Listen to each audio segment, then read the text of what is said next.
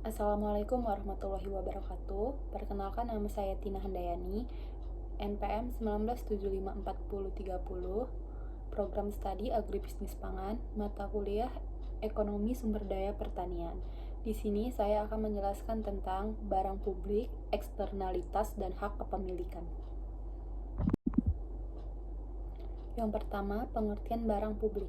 Barang publik adalah barang yang ketika Anda gunakan tidak mengurangi ketersediaan bagi orang lain, dan Anda juga tidak dapat mencegah orang lain untuk menggunakan dan mendapatkan manfaat dari mereka.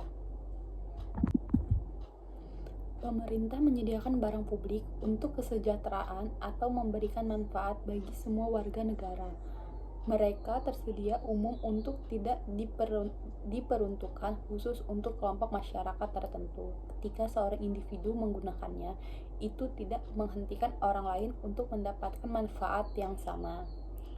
Dua karakteristik utama barang publik adalah yang pertama non-refilitas, yang kedua non-exclude.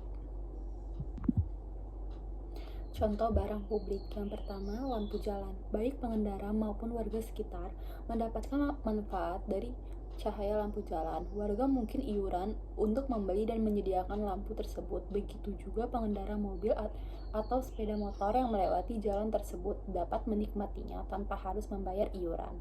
Yang kedua, jaringan radio atau televisi. Begitu juga sinyal atau televisi disiarkan untuk semua orang dapat mengaksesnya. Sulit untuk menghentikan seseorang untuk menerimanya. Selain itu, ketika Anda menggunakan radio atau menonton televisi, itu tidak mencegah orang lain untuk menggunakannya juga. Yang kedua, eksternalitas. Eksternalitas adalah biaya atau manfaat dari kegiatan ekonomi yang dialami oleh pihak ketiga yang tidak terkait dengan aktivitas tersebut. Biaya atau manfaat eksternalitas tidak tercermin dalam biaya akhir atau manfaat barang atau jasa yang dihasilkan. Para ekonom umumnya memandang eksternalitas sebagai penyebab pasar yang tidak efisien atau kegagalan pasar. Dua jenis eksternalitas adalah eksternalitas negatif dan eksternalitas positif. Negatif berarti yang munculnya biaya, sedangkan yang positif memberikan manfaat.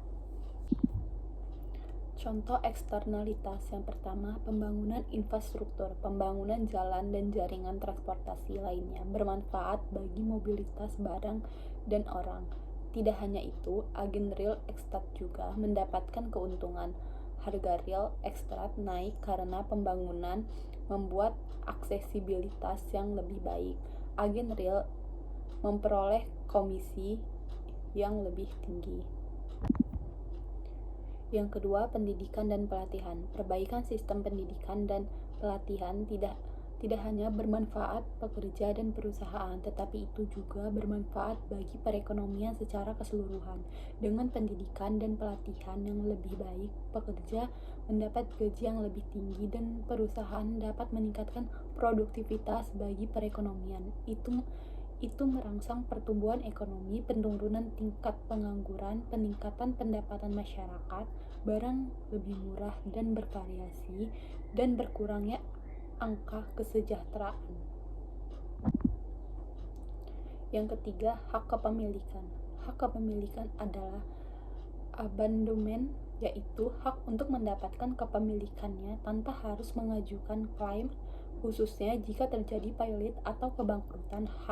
Hak kepemilikan adalah alat untuk mengembalikan jaminan pada kreditur yang diberi jaminan dengan persetujuan korutor.